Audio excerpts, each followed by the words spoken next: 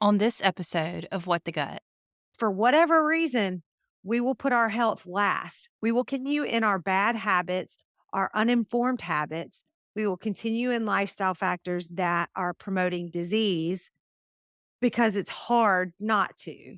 You may feel like you can't afford to do this now, but you cannot afford not to. You can't afford to keep going down the same path that isn't working for you. You're listening to the What the Gut podcast, where busy moms can come for a holistic approach to health and vitality. I'm Allison, your host, a holistic health and wellness coach. In this space, we'll dive into the intricacies of achieving holistic wellness while balancing the demands of daily life as a busy mom. What the Gut is your haven for navigating the challenges that come with juggling numerous tasks while aiming for a healthier, more balanced life. Join me as we uncover practical solutions to common health hurdles, from managing fatigue to understanding all things gut health. Through insightful discussions, actionable insights, and tailored lifestyle strategies, my goal here is to empower you to embrace a vibrant, nourishing life while saying goodbye to being overwhelmed and exhausted. So if you're ready to embark on this transformative journey towards holistic well-being, hit that subscribe button. Get ready to discover the secrets to thriving in motherhood while nurturing your overall wellness. A quick reminder, everything discussed here is for educational and empowering purposes only and is not intended for personalized medical advice. Consult your personal healthcare provider for personalized medical advice. Welcome to What the Gut, where we create our own path to holistic health, one episode at a time.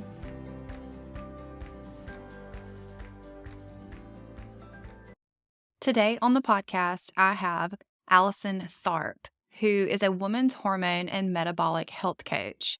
She specializes in working with women that have PCOS and are needing lifestyle interventions for phases of life like perimenopause and menopause. She also has her own weight loss story and can relate to her clients on so many different levels. Hey, Allison, how are you? Hey, doing great. How are you? I'm good. So, my husband heard you on the radio and he was like, wow, they have a ton in common. We're both into holistic health type stuff and we have the same name and we're both in Mississippi. And so he texted me right away and he was like, you've got to connect with her. And so I emailed you and here we are. It's awesome to put a face to a name and just connect with somebody else in Mississippi that interested in more of a holistic approach and has their own story and shares an awesome name. Yeah, yeah. Well, and even crazier. So I'm looking at your diplomas in the background. So I did undergrad at Belhaven and master's at Ole Miss. So I'm not sure if yours is flip flop, but we even the same schooling background, probably different programs, but it's so interesting. Yeah. So I went to Belhaven for one of my bachelor's, and then I went to Mississippi College for another bachelor's, and then I went to UMC for a master's. So Gotcha. Gotcha. Yeah. yes, it was awesome. Allisons are very disciplined and committed people. It's a great quality. Well, I'm really excited to have you here today and just kind of jump right in and hear about what you do. And I know you have your own personal story connected to what got you into what you do now. So I am a women's hormone and metabolic health coach. So I have a business, Whole Story Health. But I also do media like you do because I have that strong desire to share with people, specifically women, because conventional medicine has left us high and freaking dry. And lack of knowledge, I think, on a lot of their part. So, I'm not throwing daggers, but it's time to be owned and let's move forward. And it's just been a slow process. And so I have a radio show and a podcast, and those are my passion projects, as I'm sure this is for you. I just absolutely love to share how a woman's body works, how we can better nurture ourselves to take care of ourselves by cyclical living. So, how does it look like to plan meals, exercise, work, social events, and all the things around your cycle, which is a best guess estimate at this point. But there's a lot of information that we just weren't told about our bodies growing up that is so powerful. And I'm sure you experience the same. We work with women all over the country, and it's the same story. They've been passed around from their GP to their endocrinologist to their OBGYN, and they've got a long list of meds now, but they're not any better.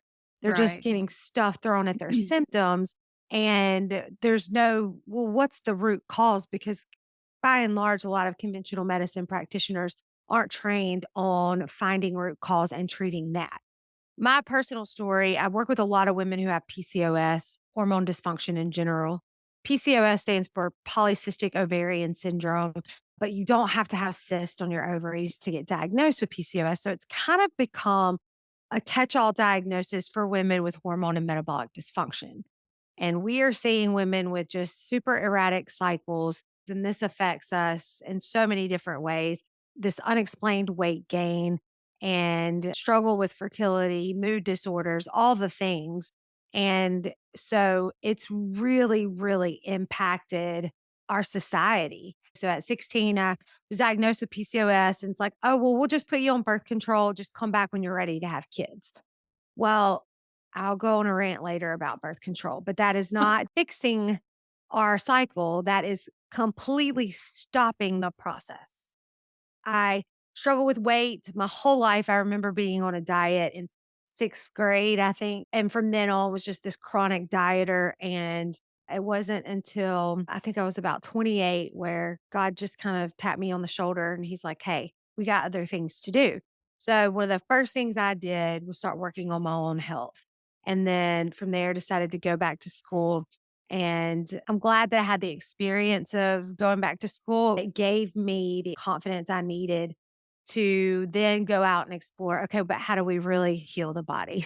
I love it. I love all of it. I think our stories were sort of similar too, in that I just wasn't living the life that God wanted me to, but I didn't really know that. And Right. that's when he told me to go back to school and study stuff. And so it's really funny. And I had never seen myself as an academic, as somebody like great at school and studying. And so, yeah, like it was so much harder for me to go back, but totally worth it too. So that's interesting.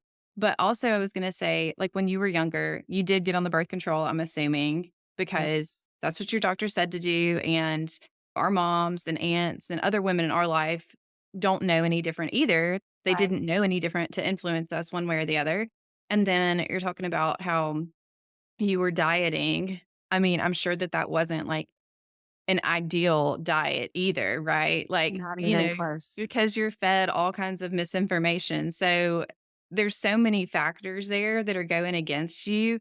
And it's not just you, like so many women are still hearing all these different things and aren't really getting the care that they deserve. So it's crazy to think about how just even like you were in sixth grade when that starts like impacting you and whenever you start your cycle and all of that.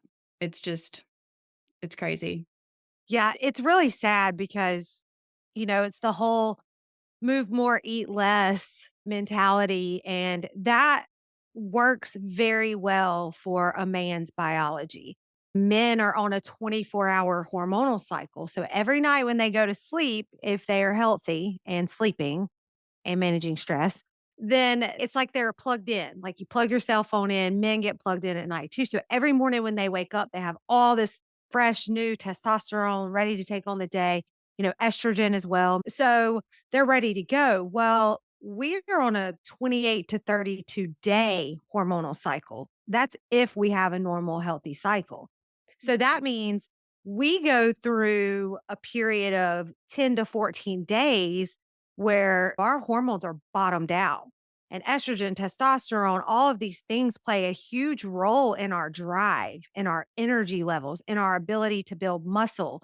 And so when we are walking around trying to diet and work out like a man, and we are not hormonally supported to do so, we can do more damage than good because then we can stimulate cortisol and it does not work long term. Sure, a 1,200 calorie diet and over exercising will warrant some weight loss initially.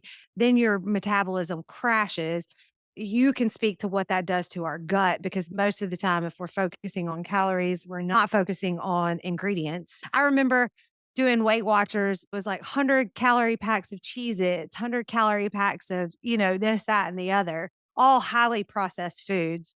And that does not work well for our hormonal cycles in our reproductive years. And then something else that women are not really educated on is what happens to our bodies when we go through perimenopause and menopause. The upside to menopause is we get to start operating a little bit more like a man because we have more consistency hormonally. Whereas in our reproductive years, we're like all over the place. And it takes a lot of information and education to understand our bodies so that we can accommodate that with our diet and exercise and all the things. Yes, for sure. I agree with all of that. Now, I know that you have your own story and you were diagnosed with PCOS at a young age. What did your health journey look like after you decided to take your health into your own hands? It's been a journey. So let's see, I'm 41 and I started kind of cleaned up everything when I was 28, close to 29 years old. And so I did it all wrong at first. I got really into running. My mom was a phenomenal runner. I was never athletic at all and just started running and found an outlet through running and got decent at it. Actually got a scholarship to run cross country at Belhaven because they were in a different athletic division. And so there's no age limit. So that was a ton of fun, but was running and started running a lot of distance, was doing the MyFitnessPal calorie counting, and it got results. But then, I mean, I felt horrible and was going back to school. So I was exhausted all the time, hormonally just all over the place. Still hadn't, I think I was still on birth control for, the first couple of years. I just didn't know any better. It wasn't until maybe around 2016, 2017 that I started the more holistic journey. I worked out at a CrossFit gym once I moved back here from grad school, and the owner got really into fasting. And so he was sharing some clips with me of Dr. Jason Fung, who is a nephrologist from Canada. And all they see are kidney failure patients due to diabetes, right? Type 2 diabetes. And he finally started realizing none of this that we're doing is helping our patients at all. Like, how do we stop them from getting to kidney failure? And so he developed this whole clinic based on fasting with type 2 diabetic patients. And it was so fascinating to me. So I got really into fasting. Well, again, I'm going to do everything very dogmatic, 100%. Must be an You can Allison thing. relate. Yeah. So I again got great results with that at first. And then I had no idea the impact that it could have on our hormones. So there is a time to fast and a time to make sure that your body is nourished depending on where we're at in our cycle. And I remember a girl at the gym telling me, you need to be careful with that. I just totally blew her off because all I was listening to and studying were results for fasting in type 2 diabetics. Well, I wasn't diabetic, but I was losing weight and I felt great. And I do believe that fasting is a powerful tool to heal your body. If I ever had the C word, the cancer word come up, that's one of the first go-tos I would employ in my treatment. But over fasting, like anything else for a woman's body can start to do some damage. And so I had to kind of reel back from that, and so it's just been kind of this learning process through my own health journey. And the thing in the past 2 years that I feel so grateful for is that God has kind of released me from that all or nothing dogmatic approach to everything because I did not know how to operate beforehand outside of the black and white. In Yeah. my recovery, in my health journey, I needed clarity and I needed this to be right and this to be wrong. And I could do that. And unfortunately, and this is very hard for a lot of people to accept, but that's just never the way it is. It is going to look different for me than it does for you. It's going to look different for me now than it does for me in 5 years. I have to be able to be fluid and move with what my body needs for where I'm at. And I get that that's not the answer that everybody wants to hear, but It is the reality. And so the sooner that we can come to terms with that reality, I think the more grace we can give ourselves and the more informed decisions we can start to make regarding our health along the way. Yes. And I think, like you said, just learning about your own body and what's going on with it, that allowed you to be healthier, feel better, feel more empowered. It sounds like you were definitely more confident. And I mean, you see where you've gotten today, right? So I think so many people just put their health in their provider's hands Mhm, and expect them to know what's best mhm, for them. And while I think that the provider might have their best interest in mind, I mean, don't get me wrong, there's a time and a place. But how many patients a day do they see? How closely are they looking at your lab work? Are they asking you about your diet? Are they asking you about your sleep habits? All these different lifestyle factors. You've got to look at the bigger picture. And nobody is going to be able to do that except you because mhm, you know yourself better than anybody. mhm. And I think a lot of people just want that quick fix. Yep, So, absolutely. And we as a society have been trained for that, right? So it used to make me really mad. Why can't people understand that that is a bad option? But when you look at it, that's the way that we've systematically been trained to rely on our providers for our health. And like you said, there's a time and a place. If I get in a car wreck or break my leg, I need conventional medicine, I need surgeon. But when it comes to just our everyday health and how to maintain health, I started replacing healthcare with sick care because mainstream medicine is definitely managing symptoms. It's managing your illness.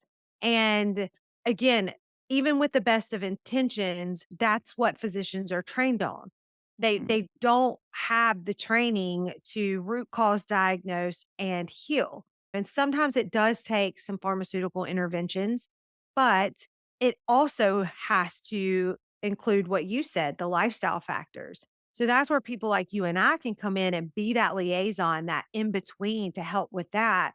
And it's something that I'm really encouraged to see now is that more and more medical practitioners are getting on board with the inclusion of this, even though they may only have 7 minutes to spend with their patients.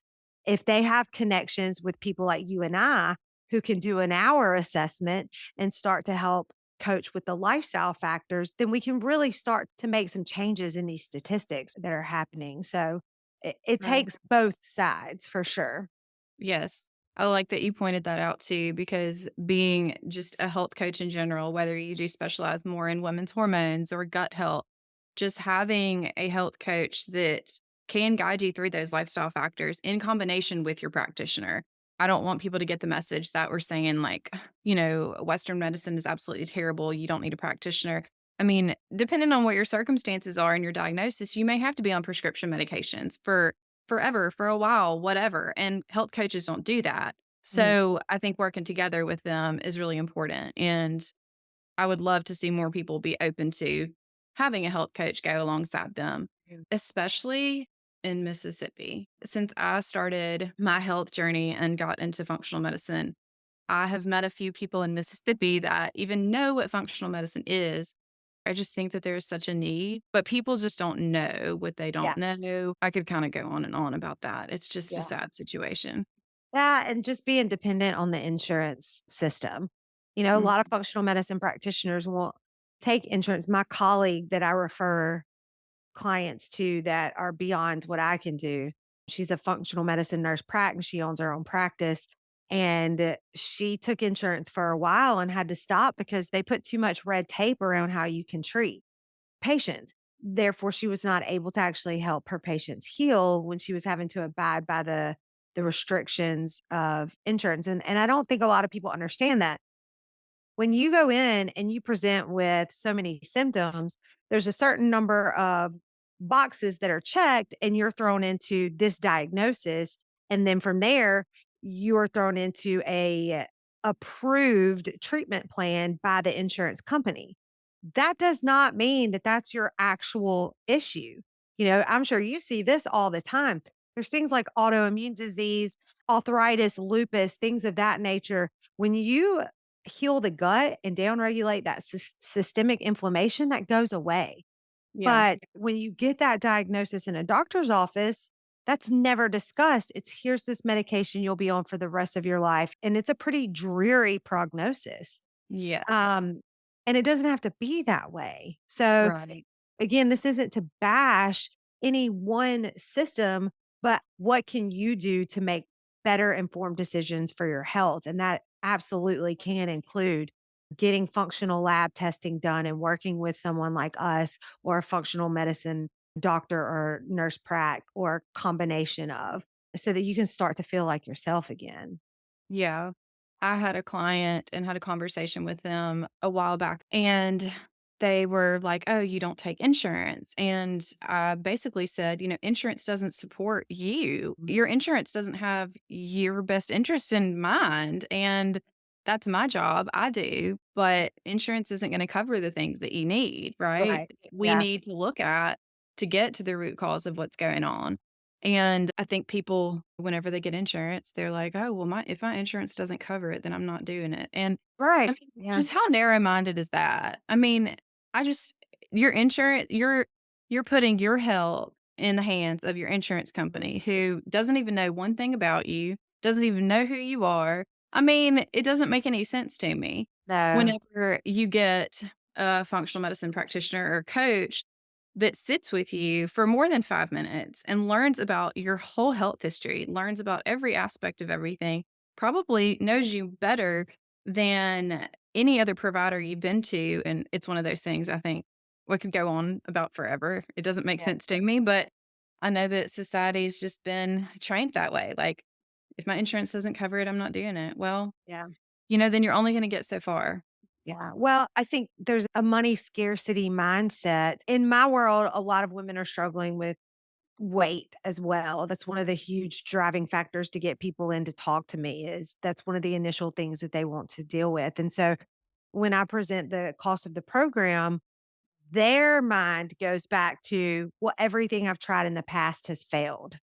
So why would I invest in myself to do this? Right. And so I understand that. Also, if we are relying on insurance and we have been for our entire lives and we're no better now than we were then, we think about this strictly from a financial standpoint. You may feel like you can't afford to do this now, but you cannot afford not to. You can't afford to keep going down the same path that isn't working for you. Eventually, that's the only thing you'll have to worry about because it halt everything else in your life. But in my experience, if there's not a financial commitment, there's a lot of lifestyle factors that people aren't willing to change. Because for whatever reason, we will put our health last. We will continue in our bad habits, our uninformed habits. We will continue in lifestyle factors that are promoting disease because it's hard not to, Right. and that's really hard for me to wrap my brain around too. I get it. I have an addictive personality. I mean, 1,000,000%. There are foods that I will not keep in my house because if one is good, 20 cookies is better. I mean, I just know. Yes. And I can be that way with a lot of things that it does present a challenge. And those who are willing and to financially commit and who are just tired of being tired. I mean, the women that I talk to, by the time they talk to me, the majority of them are like, I'm so tired of feeling like this. The depression, the anxiety, all the things that poor gut health and hormone and metabolic dysfunction lead to. It's exhausting and overwhelming, and it starts to take over your whole life. And they're like, I have nothing left. I have nothing to lose. Right. Yeah. So, And you pointed out how, some people might be like, "Oh, I can't invest in myself right now." And you can't afford not to. I know when I had all my gut issues and had complications after my 3rd son, and it woke me up and it made me realize, like, I have to fix things now. Like, I need to get in a better state of health, of mind, the way I felt about myself, mentally, physically, every way after that, because I was like, these 3 kids, they depend on me hitting that rock bottom and being like, "Okay, if I don't fix things now, if I don't change, I'm gonna miss out on so much." Like, mhm. mentally, I'm just not going to be there. Physically, I'm going to feel terrible and not enjoy the moment, whatever it was. And it just honestly terrifies me to think about what would have happened if I didn't decide to Mm, step up and change things and go uphill for that battle, you know? mhm, But I will say, for me at least, through my journey, really focusing on me and my health, that's when I became closer with God. mhm. That's whenever my life completely changed in every way. I was focusing more on just like my gut and eating better and figuring out what was going on. Every single aspect of my life improved. If people just took a functional medicine approach too, they would find so much more healing than what they ever could want or anticipate if they come to you because they can't lose the weight and their hormones are off. They're going to gain more than just Yeah. losing the weight and balance hormones. One of the number one reasons when I ask, why is this important to you? If they have children, it's always that. Like, I'm so Mhm. tired of sitting on the sidelines to watch them grow up. I want to be in it with them. And I want to be able to be around and functional and moving my body about for my grandkids and things like that. Yes. So, yeah, Yes. whatever the case may be, the quality of life, you can't get these years back, you know? Right. I do not want to spend my 50s, 60s, 70s just going to the doctor all the time and having to have somebody else take care of me. I do not want that. And I don't want my kids to have to do that for me or, Yeah. my family. So, I mean, there's so many reasons. And that's important too, because I see this a lot with women. Their lives revolve around their children. And so they completely put their health on the back burner. They're probably working full time, or even if you're a stay at home mom, it's the practices, the sports that take you away from your dinner table every night of the week and away every weekend. And you want to do these things because you want your children to have a good life. But I encourage you to think about this. What you do now affects you 20 years from now. Do you want, when your son or daughter is just starting their family and having their babies, to also have you as a live in and have to change your diapers and feed you? And that's a very real scenario in today's society. And of course, they would do it. They love you. But I'll tell you, my dad had a stroke in 2019, and we had to have 24/7 care, and it was the most stressful thing. Praise God, he has come through. I mean, but he couldn't even get out of bed to go to the bathroom. He was a zombie for about 7 months, and there's no way that you can describe the amount of stress that that puts on you managing his care 24/7, and I can't imagine doing that with your own babies, your own children. It's a lot. And then Yeah. that's gonna degrade their health, and the cycle continues. One of the things that I pray that God will use me and you for is to help and empower people to create generational health, because illness is passed down, but health can be passed down too. Your children will be better off as young adults because of the way that you are living your life now, and that is powerful. Right, right. Yeah, I think a lot of people too, in kind of playing off of what you said, they think, "Oh, well, like my mom or dad had high blood pressure, they're diabetic, and they have autoimmune disorders, so I'm gonna have that. Yeah. So there's only so much I can do. Like I can't do It's anything just with that." genetic. Yeah. Right. And while there might be a genetic component, there is such thing as epigenetics, which means that you can change your DNA, you can alter it. And there's such thing as neuroplasticity. You can change your brain patterns. This is all possible. Mhm. I think people just they either don't know or they don't want to do the work. It's I think it's a strong combo of both, Yeah. but you're exactly right. It's the genetic component is so small in comparison, especially when what we eat and how we live affects our cellular structure, the Mhm. health of our mitochondria, our DNA, just like you just said. And so if we want to look at hereditary diseases, we need to look at what was on the table and in the pantries of that family. Yeah. And that often explains. Now, food isn't everything, but it's a huge component. You know, what we eat makes up our DNA.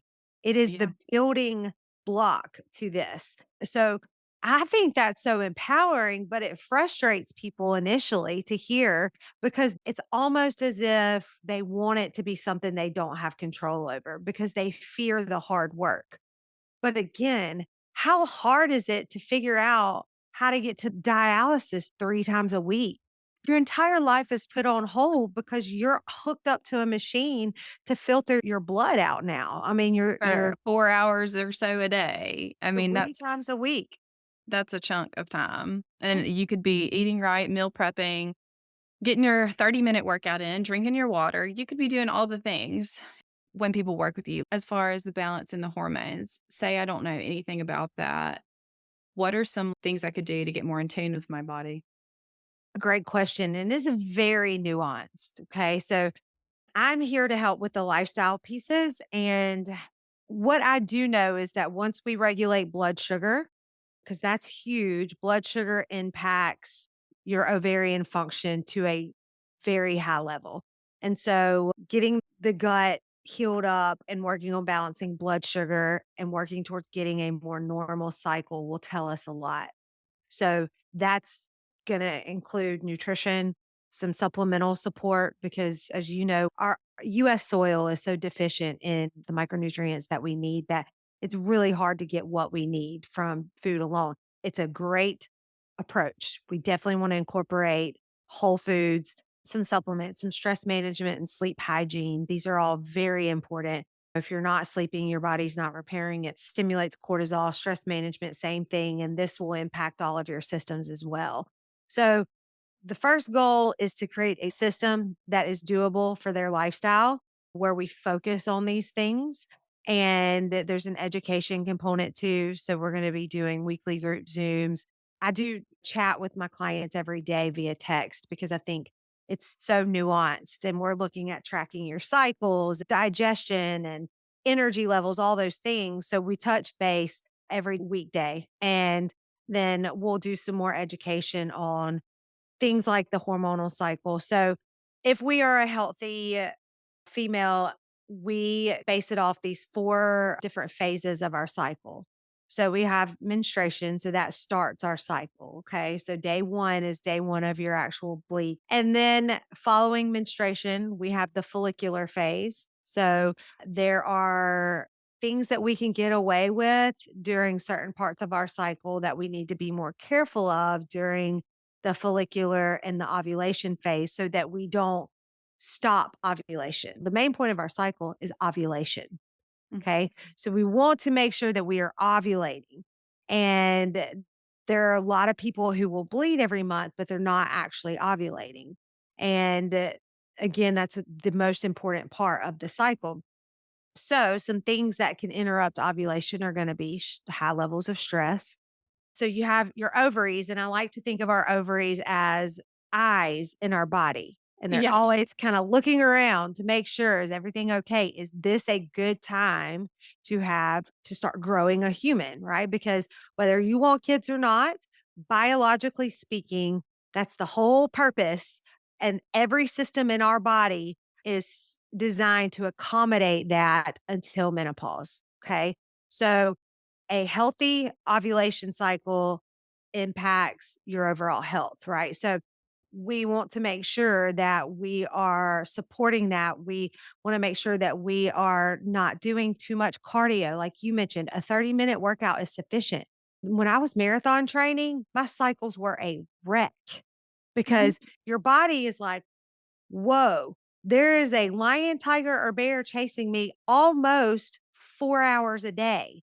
That's not good. It is not a good time to have a baby right now. So it's like, we're going to scratch this process. We'll try again next month. So, fasting is really good to help clean up, support overall cellular health. But if we do this too close to ovulation, our body sees this as a potential threat. So, why is there no food available? Not a good time to grow a baby. Times that we can focus on fasting are going to be, unfortunately, the harder times because it's when we're hungrier, right? So, that week before we start our period or during the week of our period because we have really low levels of hormones. We're not going to negatively impact them in the absence of food. So physiologically, our bodies can handle fasting a little bit better during those times. Okay, so we have the menstrual phase, we have the follicular phase, then we have ovulation, which only lasts about 24 hours. And then we have the luteal phase, and that's the week and a half, 2 weeks prior to starting your period. And so there are just different rules for working out. A lot of us are a little less social before we start our period. And there's a reason for that. Number one, our estrogen and testosterone have just taken a nosedive. So, peopling is not really physiologically supported, but also it's really important to remember that our culture is completely different in the past 50 to 100 years than it ever has been in the history of humans, right? And so when we think about how our body works, kind of have to go back to our primitive ancestors. That week before we have our period, our body still doesn't know if we're pregnant or not. And it could be very dangerous for a woman to be around a lot of people, to be out and about because you're at a higher risk of being attacked, just all these imminent threats. And so our physiology kind of has us go a little more inward. We're not really wanting to socialize as much anymore. It can be that we're kind of moody, but that is a survival mechanism that has been passed down. And I think that's so neat just to Yeah. understand that when we start to understand there are reasons for increased hunger, we actually do need a little bit more carbohydrates on board during certain points of our cycle. That's why going keto or carnivore for too long can be damaging, and I've done both. And it depends on what your goal is. If your goal is fertility, we need to be very mindful of that. I've worked with clients who had some gut issues or some other things going on, blood sugar dysregulation. That was their most important goal.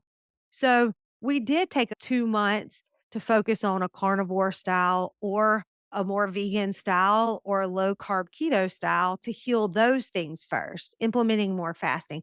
Then we can bring back on the nuances of supporting our cycle. So Yeah. I I don't say all this to overwhelm the listeners. Just start somewhere, and then the amount of knowledge that you'll gain just by moving one foot in front of the other, you'll look up in a year or two and you'll know so much more about your body and how to accommodate it. And that's so empowering to me. Whereas a lot of conventional medicine takes away our power. Well, this is the Right. med that you'll have to be on. You're going to have to take it the rest of your life. Here are the side effects.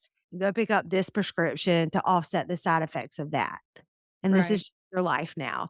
Your mother was hypertensive. You're always going to deal with blood pressure issues. That's not true, you know? Right. So, But anyway, yes, no, I'm just over here nodding, like, yeah. I agree with all of this. And if you are a female, being informed about your cycle and just starting to track it. And I Yes. think, like, okay, as a young teenager, like, I was on birth control to regulate my cycles because they were irregular for a little bit. And I remember going to the doctor and I was put on birth control fairly quickly. Like, I only had a few cycles that were irregular. And it could have been because of stress, right? I did not have PCOS. I did not have endometriosis. I did not have anything like that. But all that to say, I was tracking it obviously on my birth control because you take your pill every day, that kind of thing. But that's not what I'm talking about. I'm talking about like not being on any kind of birth control, or if you are, start there, whatever. But like keeping track of like your mood, how you feel, maybe even looking up like what are the best foods for me to eat right now while I am on that bleeding week, or what kind of exercises are best for my body during this time. Because it's like you said, if you're going to fast, that's great, but it's got to be at the right point in your cycle too, or else you're going to have so many other things going against you. Mhm. And it blows my mind that the whole menstrual cycle is not even taught in grade school. I remember being in ninth or 10th grade, which to me is a little late in the game, but in health class where they taught about your cycle. A girl's cycle is not supposed to really start to regulate because your brain is still not fully developed. So, all of this plays a role in your hormonal cycle. So, it's really like 19, 20, 21 before a woman's cycle could get super regular. But the minute that we have acne or irregular cycles, they're just like, here's some birth control at 13 years old. And you are now stopping your body's ability to ovulate for years and years and years. And then you get off of it, you're a hormonal mess, you struggle to get pregnant. And the doctor's like, I don't know what's wrong. Like, Right. And then you end yes, up maybe doing IVF or yes, spending more money on something. It just makes me wanna teach my daughters the right way and yes. that our bodies are awesome. Our bodies sync to the same cycle as the moon, and Well, it's very interesting. it is. And what I'm so sad about is that it's just presented as this negative thing. It's like, oh, you started your period. Okay, you're not going to feel good and it sucks, but it's just part of being a woman. And that's it. And I have found so much joy in learning, wait, what's actually going on? And that there's so much more to the story, and that these things don't make us shameful or gross. It's the way that the Lord created us to procreate. And again, whether that's a goal of yours or not, it's just the way our bodies are designed. And so just understanding that a little bit better. And then you mentioned earlier perimenopause, and it sneaks up on women and they go to their doctor and they're like, I do not understand what's going on with me. I cannot handle life right now. I am anxious all the time. I'm depressed. It's hard for me to get out of bed. And the doctors are like, well, all your labs check out. Here's an antidepressant. You're fine. And they never do a complete hormone panel. So we're not really seeing what's going on. The highest rate of suicide among women is this age group, this 40 to about 54. It's devastating to me that we're not taking a better look at this. And so there are things that we can do to reduce things like night sweats. That is highly related to blood sugar. And, so there are just so many things that we can do. That doesn't mean that we're going to not be symptomatic at all or not experience the ups and the downs, but we can decrease the rate at which we experience them. I get excited about it. And there's just so many different facets. And Yeah.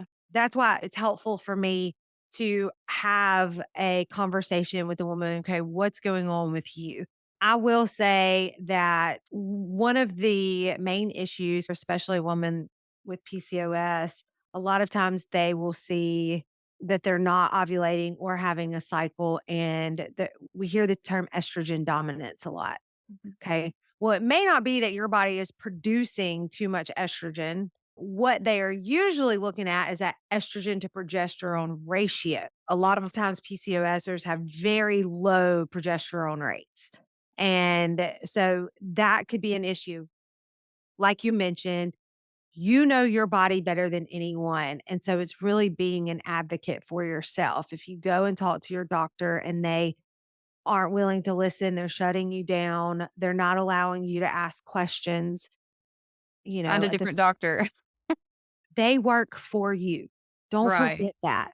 Mhm. They've gotten this shift in society. They used to kind of be the low man on the totem pole. And now they're kind of put up in this place of like, I know better than you. You don't have a right to question because you didn't go to medical school. You absolutely have a right to question. This is your body. I don't care if you saw a TikTok and it brought up some questions. Fine. Ask the questions. Yeah. Exactly. And if somebody is not okay with you asking questions, that's a major red flag. And you have the right to fire them and find someone who is willing to talk to you. I cannot tell you how many of my clients have had extreme anxiety about going to see their doctors because of XYZ. And again, this is not every doctor by any means, but if this is the case for you, then like you said, it's time to find another partner in your health because this is your health. This is your life.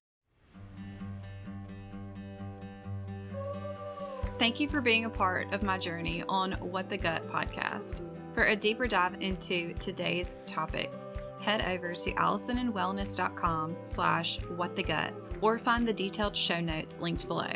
Hey, and don't miss out on future episodes. Hit that subscribe button, and if you love this one, please leave me a review.